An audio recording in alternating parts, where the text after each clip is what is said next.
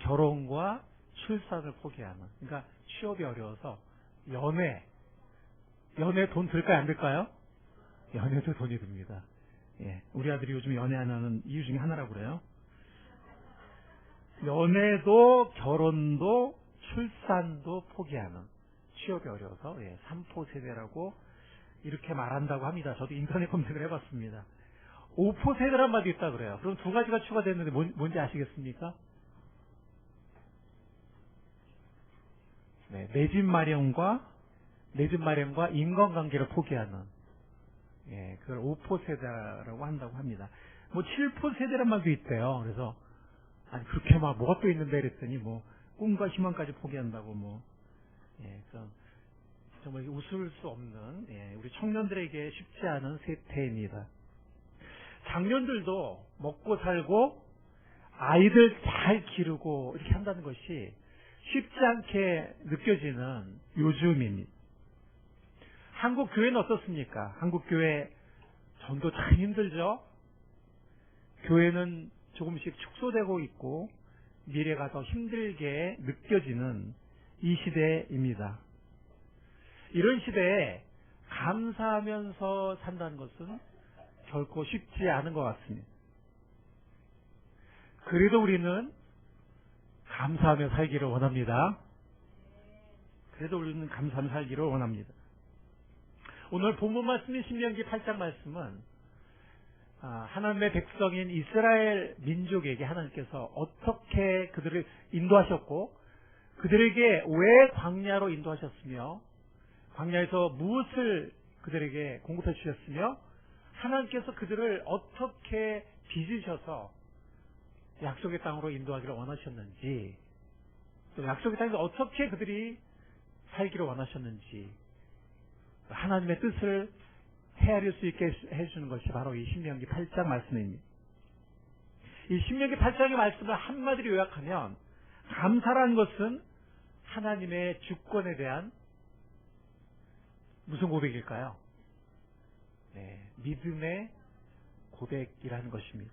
감사란 것이 하나님의 주권에 대한 믿음의 고백이다 하는 것입니다.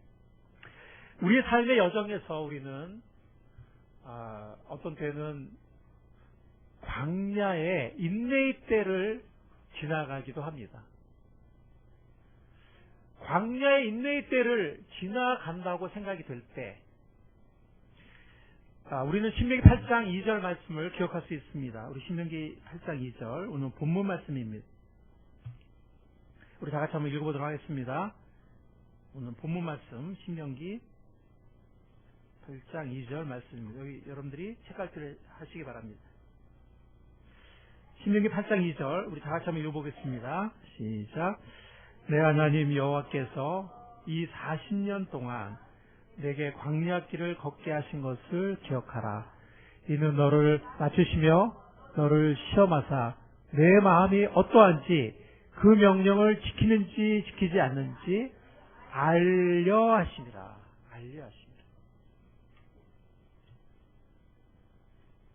광야는 어떤 곳입니까? 광야는 정말 아무것도 없는 황량한 곳입니다. 척박하고 메마른 땅입니다. 농사 지을 수 있을까요, 없을까요? 네, 농사 지을 수 없는 곳입니다. 나무 열매가 있을까요, 없을까요? 네, 나무 열매도 거의 없는 곳입니다. 그곳이 바로 광야입니다. 이스라엘 백성이 광야를 통과했습니다. 약속의 땅에 가기 전에.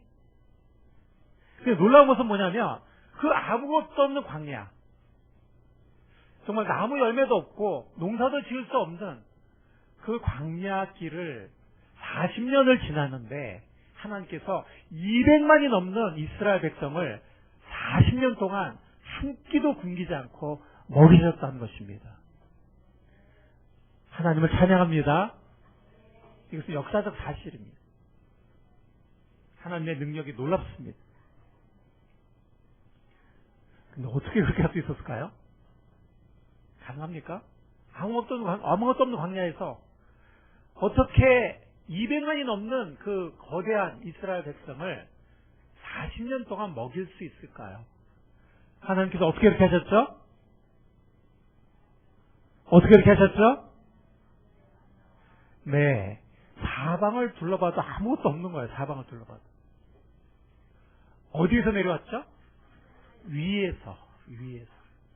뭐 그런 말 있잖아요. 사방이 막혔을 때는 위를 쳐다봐라. 뭐 이런 말이 있잖아요. 전혀 생각지 않은 위에서, 하늘에서 음식이 내려온 거예요. 놀랍지 않습니까, 여러분들? 요즘에 우리가 하늘에서 음식이 내려오면 얼마나 좋을까요, 그죠? 하늘에서 음식이, 잡채도 내려오고, 뭐, 하늘에서 이렇게, 뭐, 닭고기도 내려오고, 그죠? 불고기도 내려오고 이러면 얼마나 좋을까요, 그죠? 하늘에서 만나가, 몇 년 동안? 40년 동안. 그래서 아무것도 없는 광야에서 200만이 넘는 이스라엘 백성이 굶어 죽지 않고, 배부르게 먹고, 그들이 광야를 통과할 수 있었습니다. 그것이 바로 8장 3절의 말씀입니다. 8장 3절. 너를 낮추시며 너를 줄이게 하시며 하나님만 의지하게 하신 거예요. 또 너도 알지 못하는 내 조상들도 알지 못하던 만나를 내게 먹이신 것은 사람이 떡으로만 살 것이 아니요 하나님의 입으로 나오는 모든 말씀으로 사는 줄을 네가 알게 하려 하심이니라. 즉 하나님의 말씀의 능력으로, 하나님의 명령으로 만나가 떨어졌기 때문에, 그리고 이제 그들이 오로지 의지할 분은 하나님이라 밖에 안 계시기 때문에 그것을 알게 하기 위해서 광야로 그들을 인도해서 광야에서 그들을 먹이셨다라고 말씀하고 있는 것입니다. 자, 그런데 사실 이 광야길은요, 여러분들이 지도를 보시면 아시겠지만 사실은 한 40일 정도면 충분히 지나갈 수 있는 길이에요. 이집트에서 이 팔레스타인 땅까지. 아무리 뭐 연습을 하는 분들이 계시고, 할아버지 할머니가 계시고, 아무리 이렇게 어린 아이들이 있어도 40일이면 충분히 지나갈 수 있는 길이거든요. 사실 이스라엘과 아랍 민족 사이에 4번의 큰 전쟁이 있었는데, 최근에 물론 이스라엘이 기적적으로 다 나중에 이겼지만, 사실 그 군대들이 통과할 때 보면은 사실 금방 통과해요. 며칠 만에. 그러니까 아무리 이런 어린아이가 있다 할지라도 사실은 한 40일 정도면 충분히 지나갈 수 있는 광야길인데, 그게 지나가는 시간이 얼마 됐다고요? 40일이 아니라 40년이 됐어요. 여러분들 만약에 우리에게도 광야 같은 그런 그 시간들이 오거든요. 올까요, 안 올까요? 네, 올 때가 있습니다. 근데 그 이 광야의 길이 생각보다 길어진다면 여러분들 어떻게 하시겠습니까? 한 40일이면 끝날 줄 알았는데 이게 40년이 된다면 여러분들 어떻게 하시겠습니까? 2절 말씀에 보면, 그런 때에도 하나님은 우리가 하나님을 신뢰하는지 알기 원하시고, 우리 마음이 어떤지를 알기를 원하시고, 우리가 말씀을 순종하는지를 알기를 원하십니다. 누가요? 하나님이 알기 원하신다고 하셨습니다. 그게 우리를 때로는 광야길을 허락하시는, 물론 이 인생 나그네 길 자체가 광야길이긴 하지만, 이 타락한 이 세상에서 우리가 인생을 걸어가는 이 인생길, 나그네 길 자체가 광야길이긴 하지만, 그러나 때로는 하나님께서 우리에게 광야길을 허락하신 이유가, 때로는 좀 길게 허락하신 이유가 우리 마음을 알기를 원하시고, 우리가 하나님을 믿고 그 말씀을 순종하는지를 알기를 하나님께서 원하신다는 것입니다. 그리고 우리를 가르치기를 원하세요. 우리가 알게 하기를 원하세요. 그리고 오늘 이 본문 말씀에 보면은 알기를, 물론 하나님도 알기를 원하시고, 또 우리가 알게 하기를 원하시고, 우리에게. 그런 말씀이 많이 나와요. 그래서 마음에 생각하라, 잊지 말아라, 이런 말씀들이 굉장히 많이 나옵니다. 그래서 우리를 가르치기 원하시고, 우리를 훈련하기를 원하십니다. 그래서 여기에 나오는 2절과 16절에 나오는 마사라는 히브리어는 시험하다 이런 뜻인데, 그 말은 뭐냐면 알기를 원하시는 거예요. 우리 마음을 알기 원하시고, 우리가 순종하지 알기 원하시고. 그 다음에 5절에 보면 야사르란 말이 나오는데, 이거는 개역개정에는 5절을 읽어보면 4절 5절 이 40년 동안에 내 의복이 헤어지지 아니하였고 내 발이 부르트지 아니하였느니라. 너는 사람이 그 아들을 징계한 같이 내 하나님 여호와께서 너를 징계하시는 줄 마음에 생각하고 그랬는데, 이 징계라는 말이 사실은 세 번역에는 훈련으로 번역하고 있어요. 당신들은 사람이 자기 자녀를 훈련시키듯이 당신들의 하나님도 당신들을 훈련시키신다는 것을 마음속에 새겨두십시오. 이렇게 말했습니다. 네, 마이크 볼륨 좀 올려주시기 바랍니다. 즉 하나님은 우리를 가르치기 원하셨던 거예요. 하나님은 우둔한 우리가 깨닫기를 원하셨고, 우리의 연약한 믿음이 강해지도록 경험을 통해서 깨닫고 경험을 통해서 열매를 맺도록 훈련시키기를 원하셨던 것입니다. 그것이 야사를 하는 히브리어의 뜻입니다.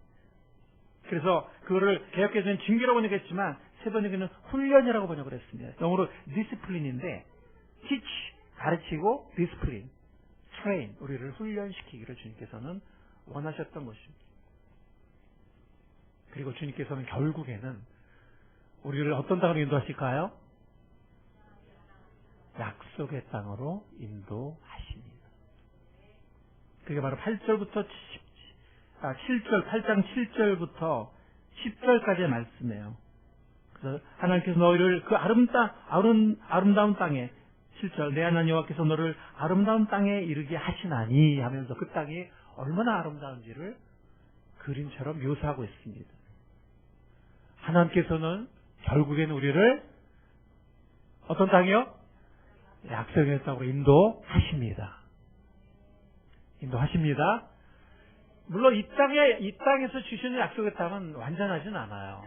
그래서 그들이 약속의 땅에 들어갔지만 거기가 뭐 완전한 그런 낙원은 아니었어요. 그러나 그럼에도 불구하고 우리가 소망했던, 기도했던, 우리가 생각하는 시간보다 다를 수 있고 우리가 생각하는 방식보다 다를 수는 있지만 하나님 우리가 기도했던 또 하나님이 준비하신 약속의 땅으로 우리를 인도하십니다. 그리고 결국에는 영원한 약속의 땅, 영원한 생생의 땅, 완전한 축복의 나라로 우리를 결국에는 인도하실 줄 믿습니다. 이 땅에서도 우리를 약속의 땅으로 인도하세요. 우리가 좀 오랫동안 간절히 기도했던 그런 하나님이 예비하신 축복의 땅으로 우리를 인도하십니다. 근데 그 전에 이 광야의 길이 생각보다 길어질 수 있어요. 그때 우리가 낙심하지 않는 우리가 될 수 있기를 바랍니다. 주님께 우리 마음을 고백하는 우리가 될 수 있기를 바랍니다. 하나님을 붙잡고 하나님을 찾고 우리의 믿음이 훈련되고 하나님을 더 알아가는 복된 우리의 삶이 될 수 있기를 간절히 축원합니다. 자, 때로는 순풍의 때가 있어요. 그래서 신명기 8장 12절부터 14절, 즉 약속의 땅에 들어가서 12절부터 보면은 내가 먹어서 배부르고 아름다운 집을 짓고 거주하게 되며 뭐 내 소와 양이 번성하며 뭐 쭉 이렇게 순풍의 시절이 여기 순풍의 때가 묘사되고 있는데, 또 17절부터 보면은 17절부터 한번 우리가 18절까지 읽어보도록 하겠습니다. 네, 17절. 제가 17절을 읽고 여러분들이 18절을 읽고 19절을 같이 읽겠습니다. 17절. 그러나 내가 마음에 이르기를 내 능력과 내 손의 힘으로 내가 이 재물을 얻었다 말할 것이라.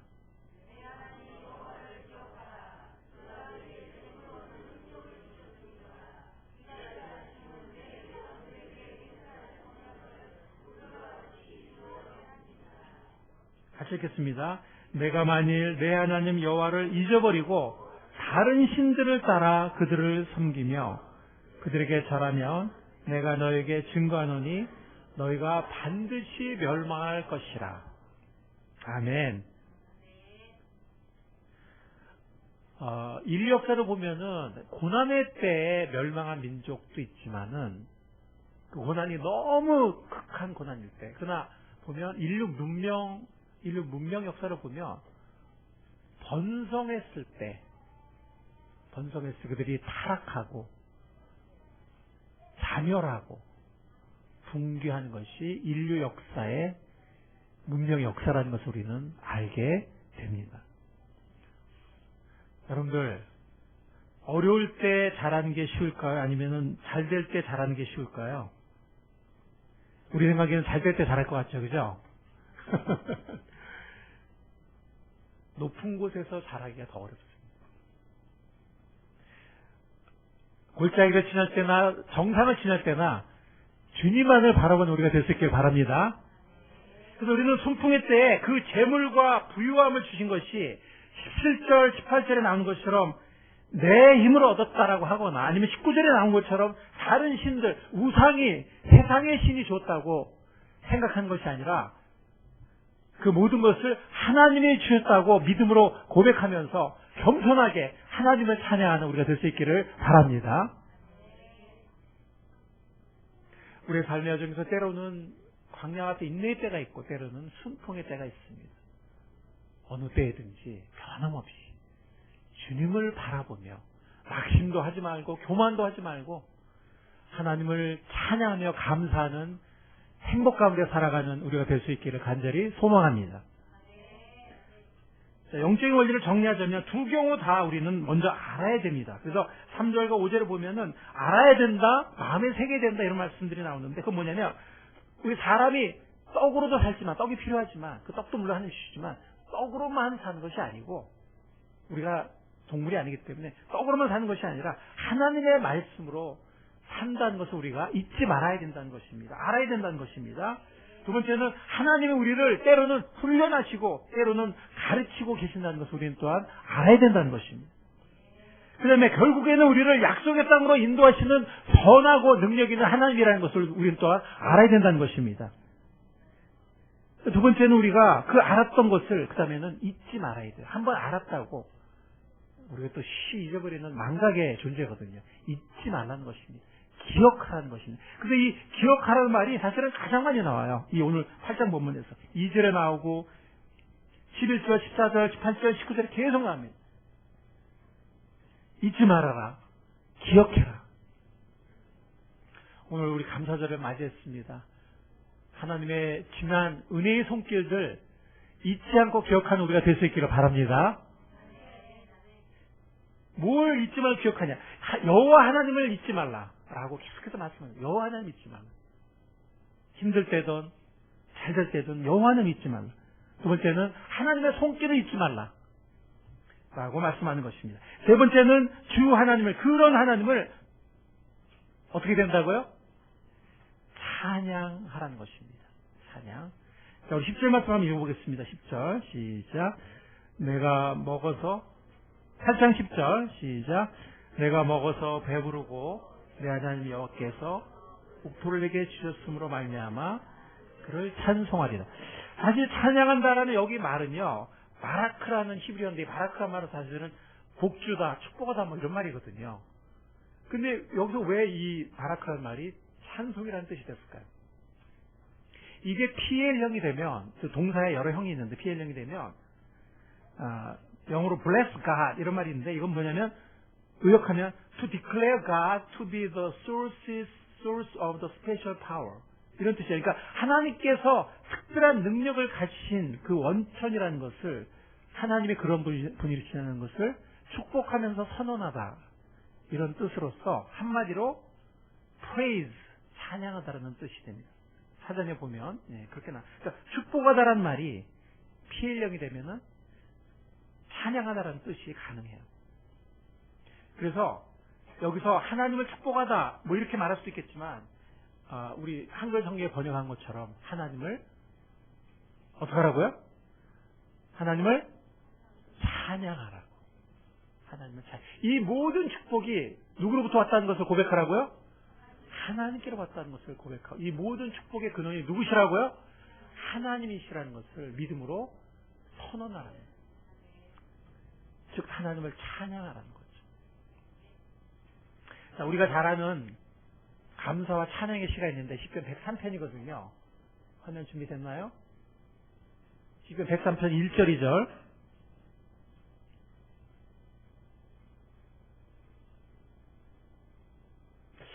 이게 103편인가요?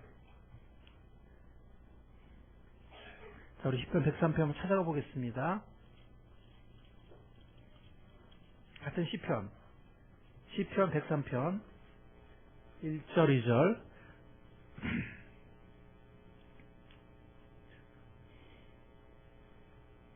네, 읽어보겠습니다. 시편 103 1절 2절 시작. 내 영혼아 여호와를 송축하라. 내 속에 있는 것들아 다 그의 거룩한 이름을 송축하라. 내 영혼아 여호와를 송축하며 그의 모든 은택을 잊지 말지어다. 자, 여기도 잊지 말라는 말씀이 나와요, 안 나와요?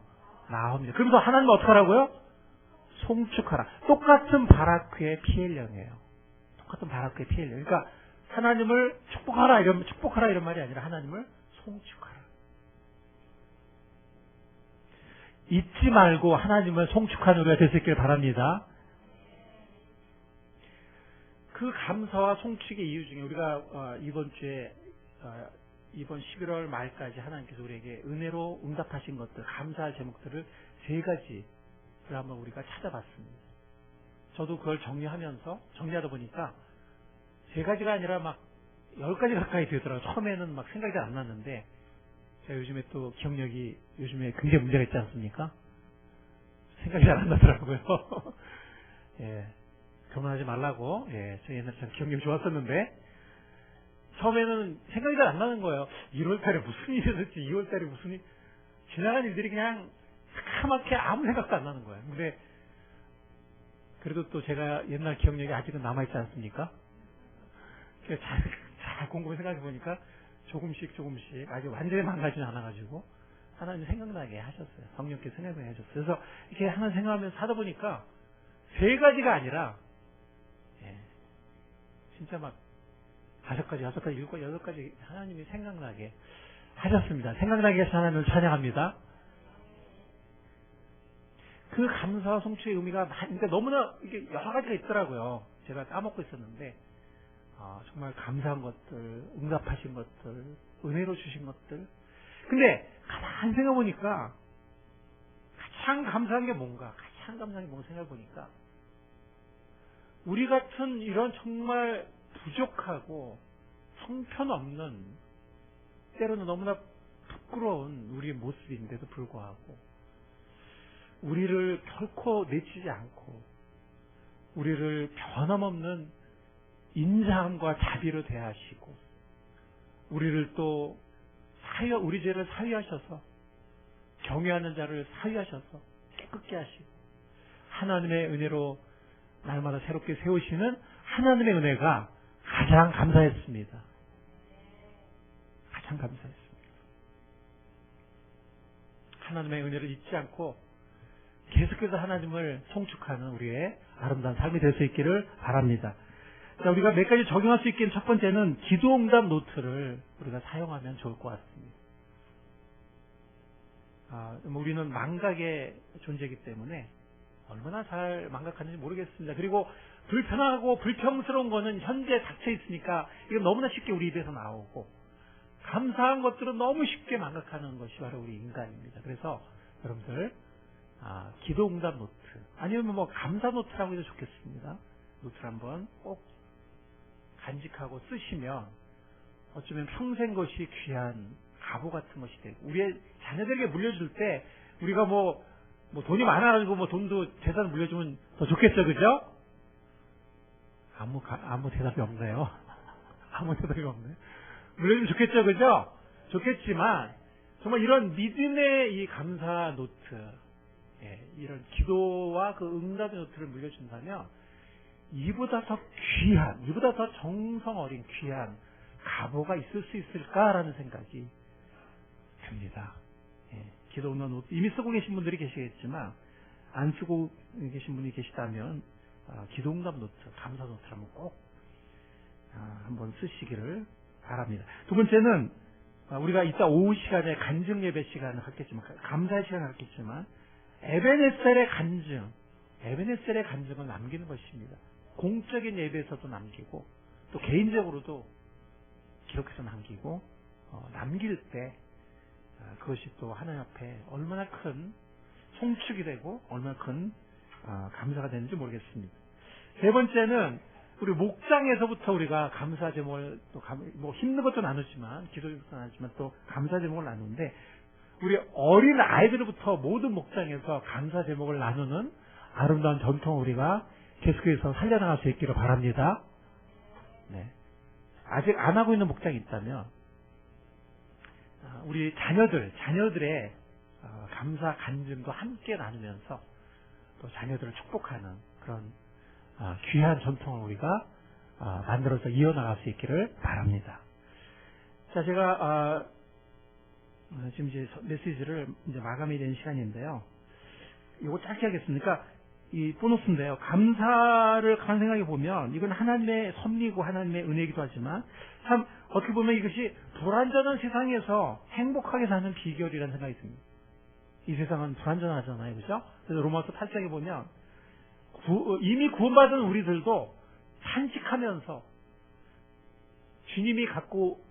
주님의 재림과 함께 갖고 오실 그 영원한 나라를 탄식하면서 소망하고 있다, 기다리고 있다, 이렇게 말씀합니다.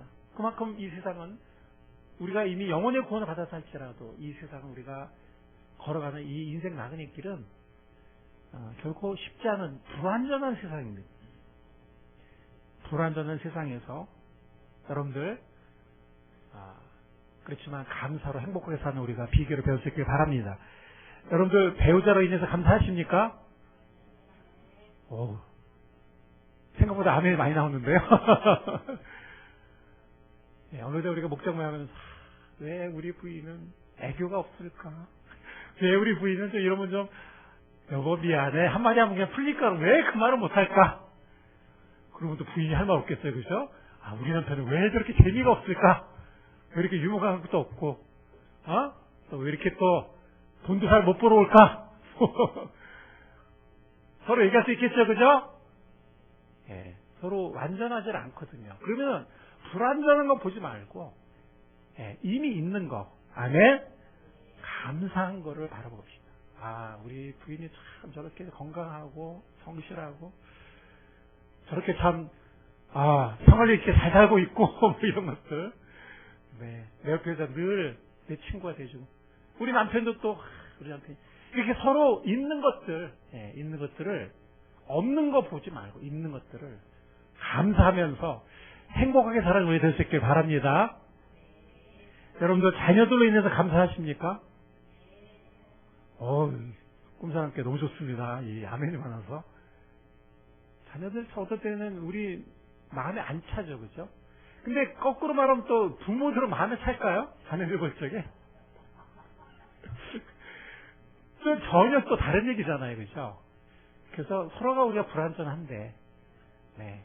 그러나 하나님께서 언젠가 완전한 하나님의 놀라운 축복의 나라를 예수님의 재림과 함께 이 땅에 가져오실 것을 분명히 우리가 믿습니다. 그 완전한 나라에 이르기 전까지는 불완전한 세상을 살아가면서 불완전한 세상에서 감사를 배우면서 행복을 배워가는 우리의 복된 삶이 될 수 있기를 간절히 바랍니다. 감사하는 삶에 뭐가 있을까요? 첫 번째, 감사하는 삶에는 결과죠. 감사하는 삶에는 능력과 행복이 있습니다. 데살로니가서 5장 18절 우리 같이 한번 읽어보겠습니다. 네, 읽겠습니다. 시작. 항상 기뻐하라. 쉬지 말고 기도하라. 범사에 감사하라. 이것이 그리스도 예수 안에서 너희를 향하신 하나님의 뜻입니다. 범사에 감사하는 삶은 제가 옛날에 어떤 사경회에서 어떤 목사님에게 들었던, 제가 대학생 때 들었던 것이 아직도 기억이 나요. 범사에 감사하는 것은 신앙의 최고 수준이다. 신앙의 단계 중에서 마지막 단계다. 이런 말씀을 하셨는데 정말 이렇게 곱씹어 볼수록 맞는 말씀인 것 같아요. 범사에 감사. 그 삶에는 뭐가 있냐면 기쁨이 있어요. 항상 기뻐하고 쉬지만 기도, 범사에, 이건 따로 가는 게 아니야. 이것 따로 따로 가는 게 아니야. 항상 기뻐, 쉬지 않고 기도하고, 범사에 감사한. 아멘. 이 세 가지는 같이 가는 것입니다. 그래서 감사하는 삶에는 기쁨이 있고, 새롭게 솟아나는 기쁨이 있고, 행복이 있는데, 왜냐하면 감사를 배워가기 때문에. 자, 두 번째 결과는 뭐냐면, 감사는 새로운 하나님의 역사를 불러일으킨다는 거예요. 이미 일어난 하나님의 역사 때문에 감사하기도 하지만, 감사는 새로운 하나님의 역사를 또 불러일으킨다는 거예요. 이번에 우리가 시편 50편 23절 말씀 같이 한번 읽어보겠습니다. 네, 마지막 말씀입니다. 시작.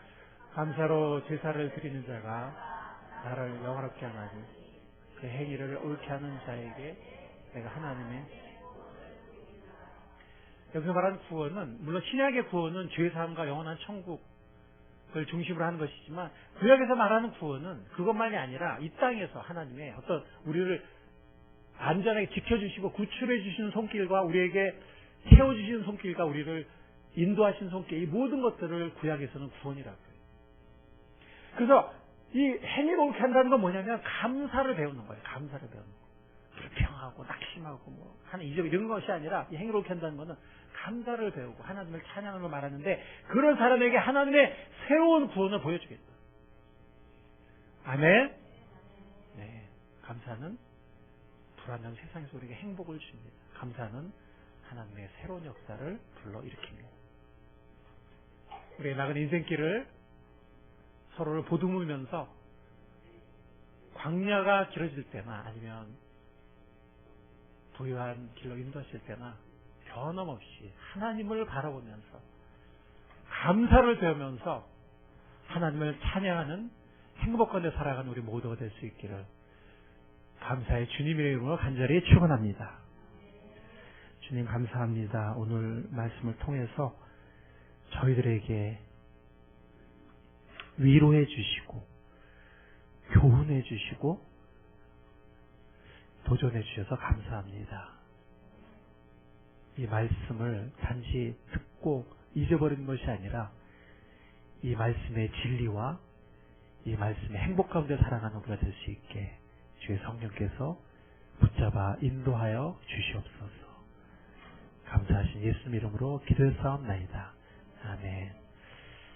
자, 우리 다 같이 일어나셔서 찬송가